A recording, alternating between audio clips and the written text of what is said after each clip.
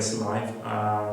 And this is where we bring you vital information across a wider county. We make sure that you get the right information from the right people, and you get to know what is happening, what is trending, and you get informed about vital resources as well that will be very, very important for your organization, whether you're a small organization, whether you're a medium organization or a big organization. And that is why it's important you follow us, because we will try our best to bring you the best among the best across the wider sector. And today, I am honored and I'm privileged to have with me here Pat Coombe-Wood, the Chief Executive Officer, the CEO of West Northants and Cherwell. And Pat, you're welcome to Live Your Best Life. Thank you very much. Yes, sir.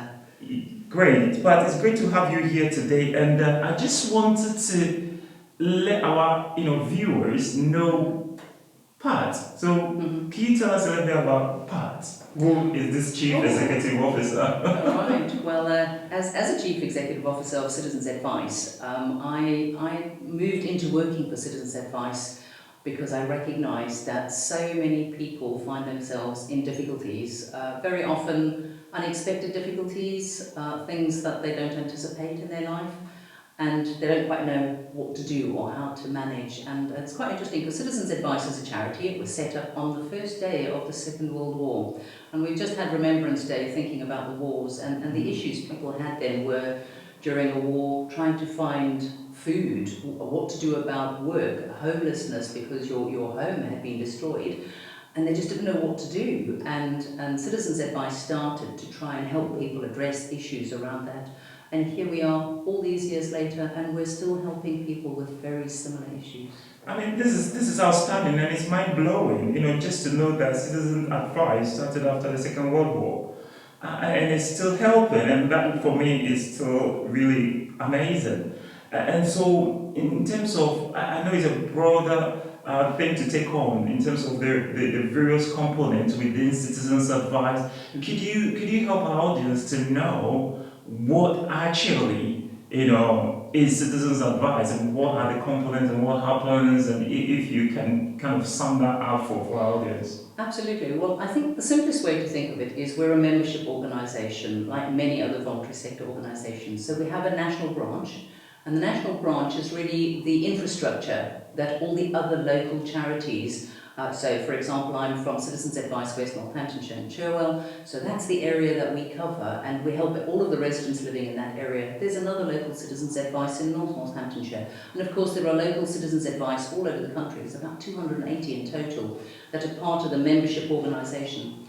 What the membership organisation gives us is all of the infrastructure that you need as a voluntary sector organisation to operate. So they provide us with all of the training for our volunteers and our staff to be able to give people quality assured legal advice about a range of issues, from financial problems, benefits, family problems, housing issues, it doesn't matter what it is, even consumer issues.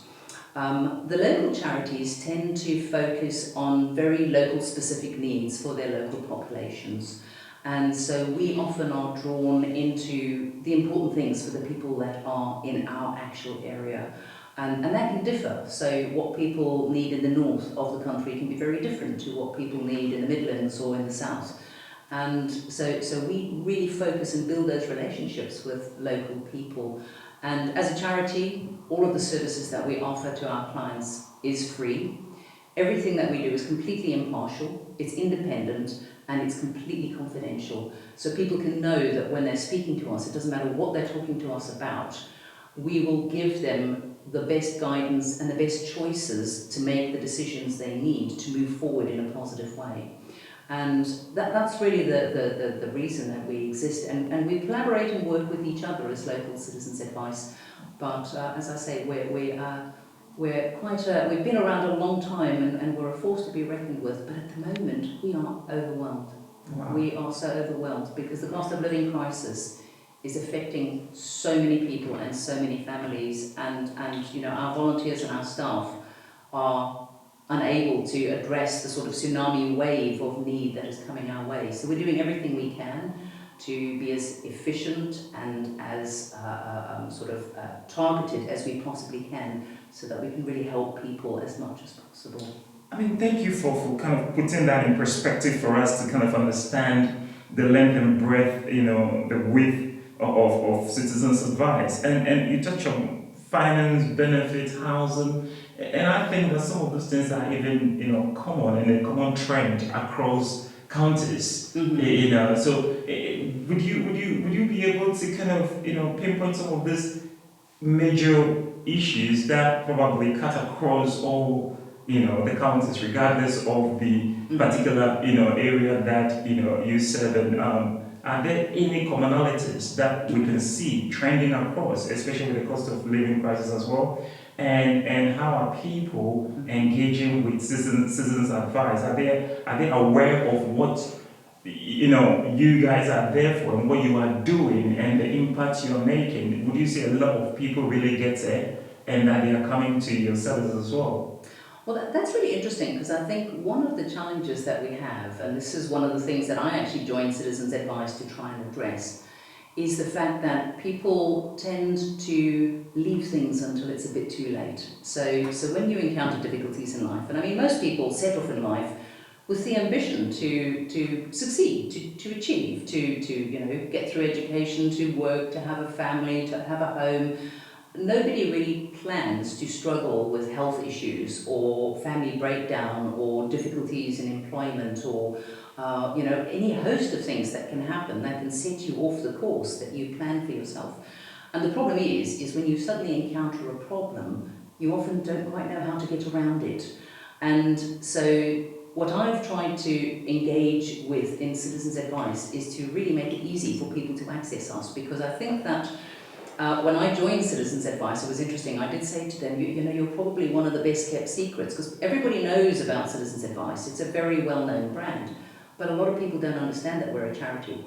They don't understand that the services that we offer are free. Many people think that we used to be called the Citizens Advice Bureau, and they thought that meant we were a government organisation, and we're not at all. We're completely separate. We do receive some support and funding from our local authorities because they recognise that the work we do to help people is really important, but we are completely independent, and what we want to do is make it as easy as possible for people to get advice from us.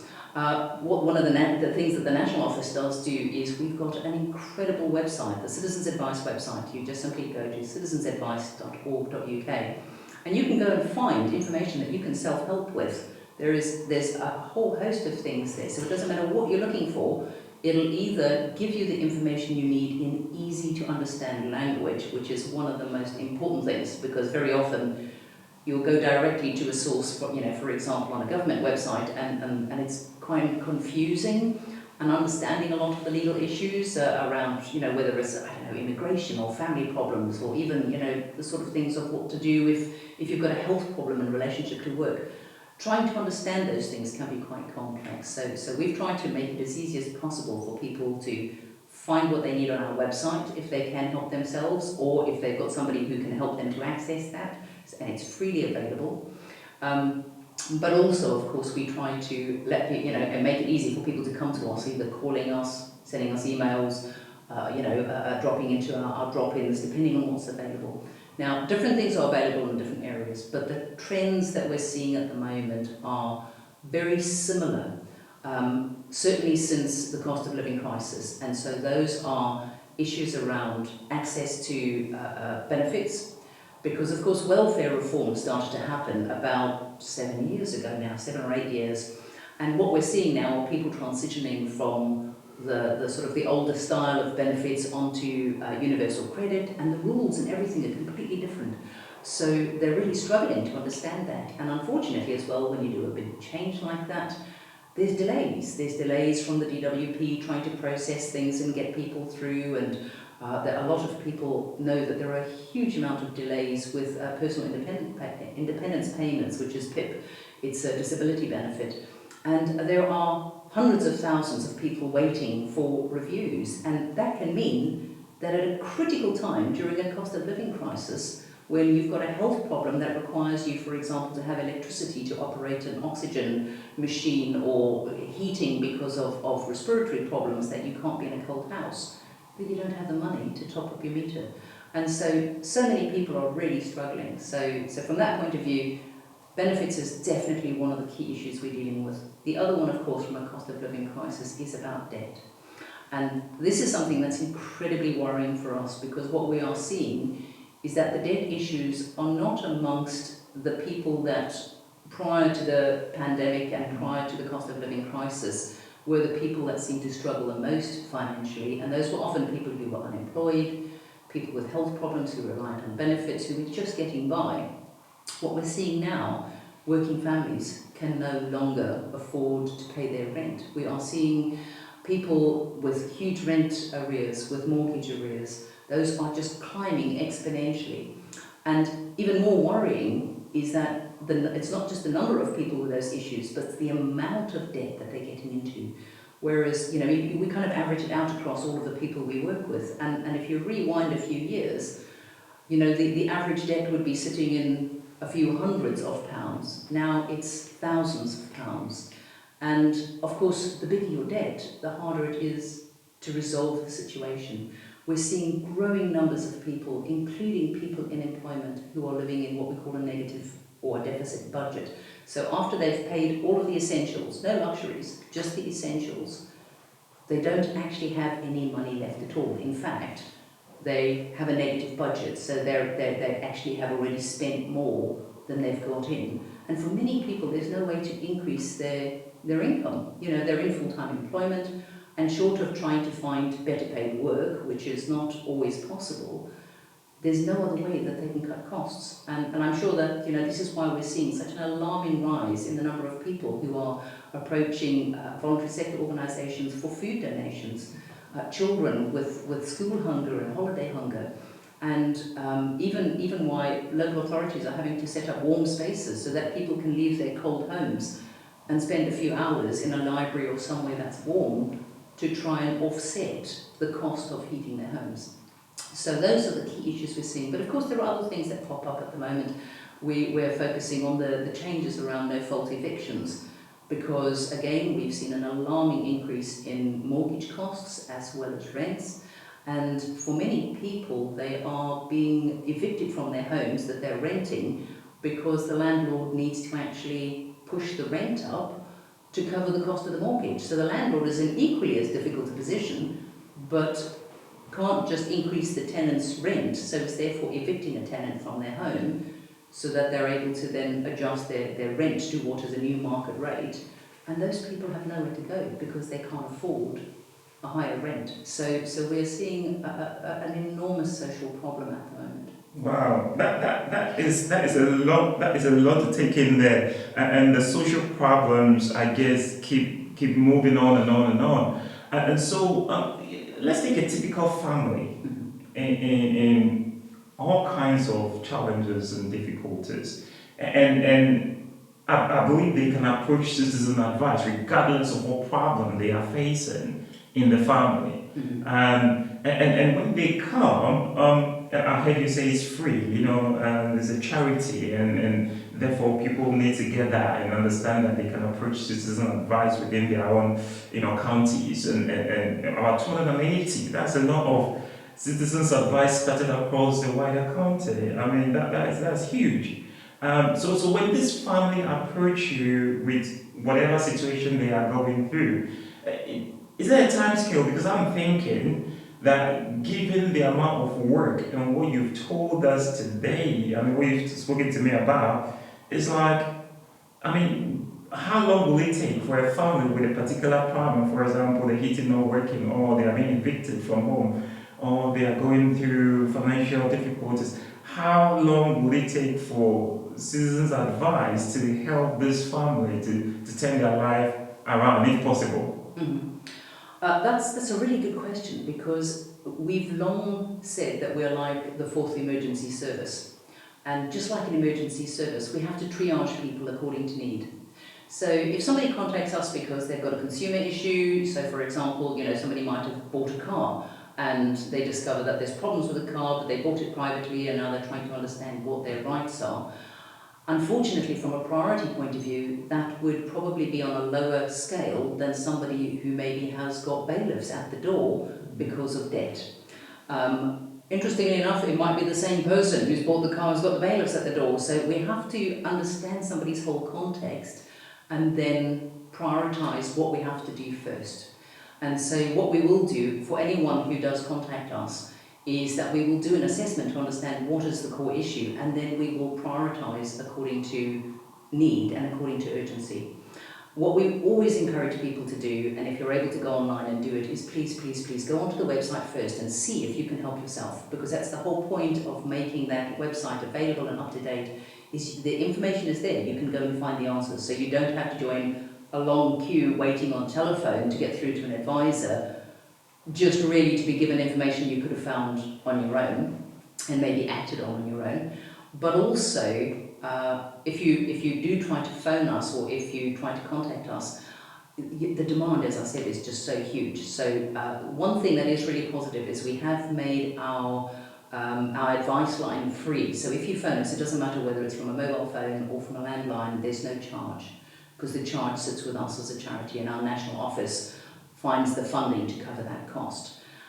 So from that point of view, you don't have to worry that you're on the phone for an hour, you just have to be patient. So if it's a really urgent problem and you can persist, phone advice line, that's what I would suggest as a starting point.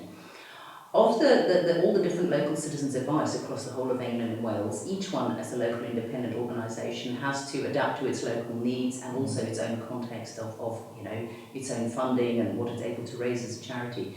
So some are able to offer different ways of engagement than others. So depending on where you live, go and have a look at the local citizens advice website. And in fact, if you go on the national website and look at the bottom, you can actually put in your postcode and it'll give you a link to your local citizens advice website or some information about it.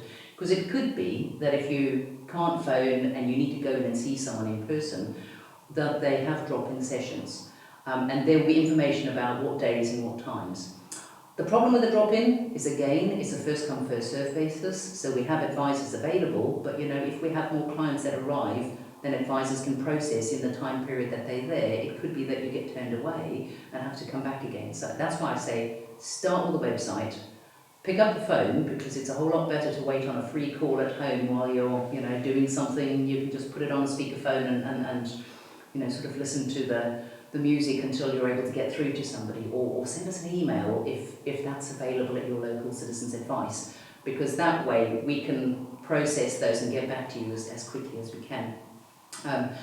If it's really urgent, then that's what we really want to save the drop-ins for. So the kind of issues where you've got a letter with a deadline, that if you don't act by a deadline, something is going to happen, whether that's around benefits or debt, whether it's bailiffs or court or that sort of thing. Because as soon as you're in a situation where you're going to be taken to court, we need to prioritise those and act on those quickly. So we can't put those at the back of the queue.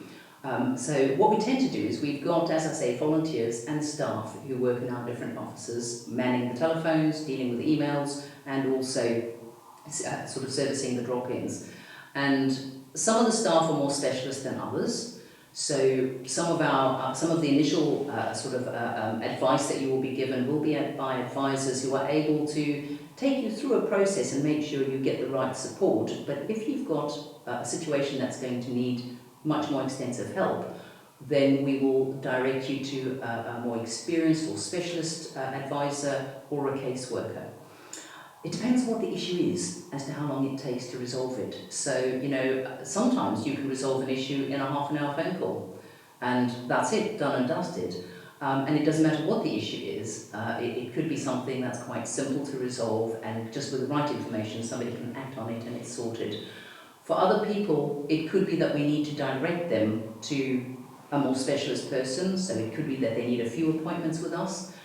There are many people, I speak about the personal independence allowance, the PIP, who we work with for up to a year, if not longer, to try and resolve issues around reviews that have needed to go through different stages to get to a solution. So, it could well be that we work with somebody for months, if not more than a year, to resolve a problem. And of course, there are other people where some of the specialist input they need goes beyond what we as a charity are able to provide. So it depends. So for example, if somebody needs very specialist information about, let's think about a family problem. If a family is breaking up and people are getting divorced, if it's pretty simple and straightforward, there's no children involved, there's no assets and so forth, then our self-help advice or a guidance from one of our advisors is probably all you need to be able to get the process through and resolve it.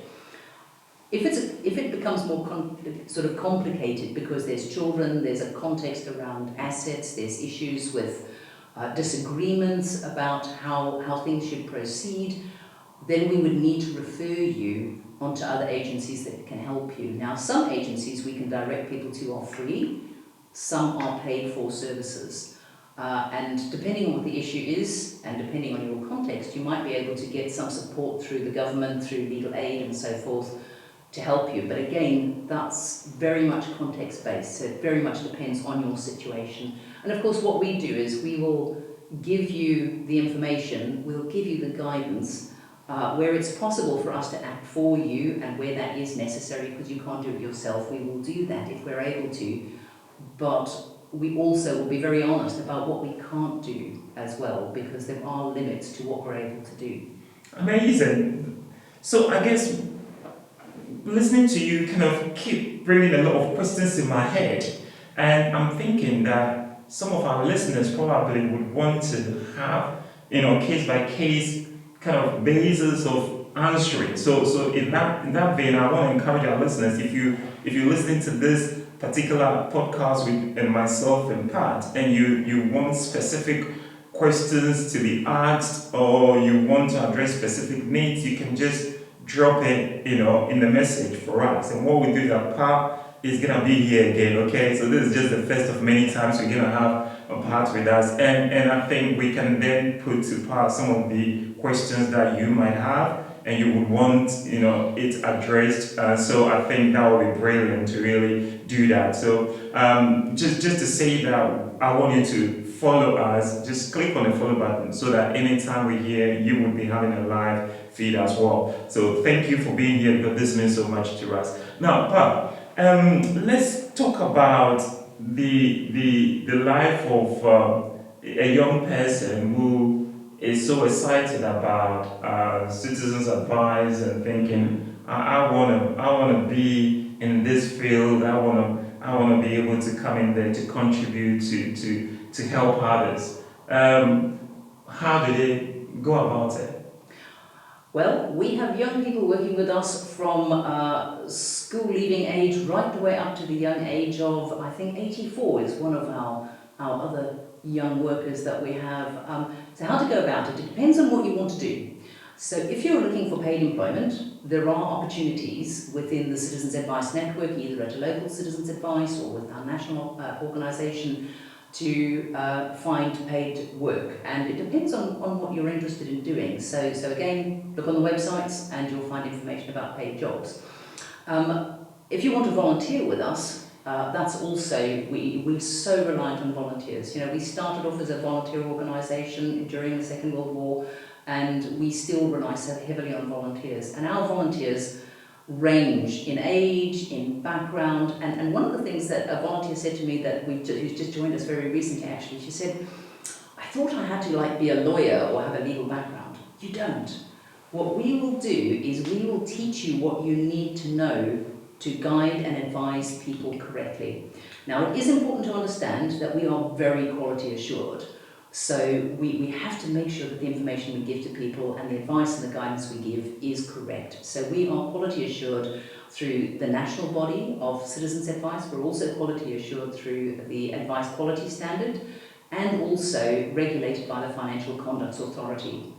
And those keep me very busy making sure that we meet all of those quality assurance requirements. And so our training is very robust, and people go through training, and it depends on what you want to do. So if you wanted to be a volunteer, that's usually the best and the first starting point. And you can volunteer anything from a few hours to a couple of days a week with us, even a bit longer if you want, more time if you have it. Most people, if you want to become what we try to do is we put people, we're creating what we call our community advice hubs. So we want to put our front door out there in the community. So if people want to be one of our sort of community guiders, what we will train them to do is to help people to access the national website and to self-help. So it's about helping people to know that what we're looking at is correct, because a lot of people are really afraid to go online and ask questions because they know that there's so much online and you can get into a trap and you can wind up, getting the wrong information and doing the wrong thing. So our guiders can give people the confidence to self-help and know that what they're doing is correct. So that takes a couple of hours a week. The training for that it doesn't take very long. And if you've got a few hours a week that you want to contribute to being a member of a community advice hub, that's absolutely brilliant. And get in touch with us and we can set that up. Then if you want to become an advisor, that's a little bit like, I always say, it's a bit like playing the piano. You can't just do it once or twice and then expect to be really good at it. So in order to become an advisor, you've got to have quite a bit of training and also quality assurance. So we have to monitor you quite a lot. We have to check the things that you're doing. A supervisor has to oversee what you do. So that's a more intensive training program and also a very supportive one. But people have to give us at least 6 hours a week, because if you're not doing it for at least 6 hours a week, you'll never really reach the sort of capability standard to be a good advisor. And also because things keep changing. So you can't just dip out of it for a few months and come back and expect things to be the same, because things will have changed. And so you need to keep up to date with your knowledge. So that's a level 1 advisor. If you want to become a specialist advisor, you can specialise in a particular subject. So you can specialise in immigration or in education or in employment or debt or benefits. And so you can develop your knowledge much more deeply.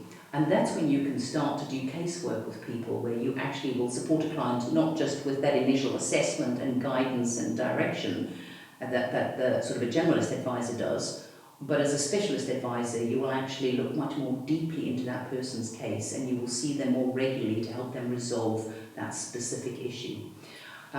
We do, as a charity, fundraise, and we need volunteers to do a whole range of things, including fundraise for us, as well as other roles like working in our reception or helping us with admin and so on. So there's all sorts of things that are available for volunteers, but for paid staff as well. And what we are trying to do is get a really good balance of paid staff and volunteers so that we can meet this demand that is coming our way and is likely to continue for a good number of years to come.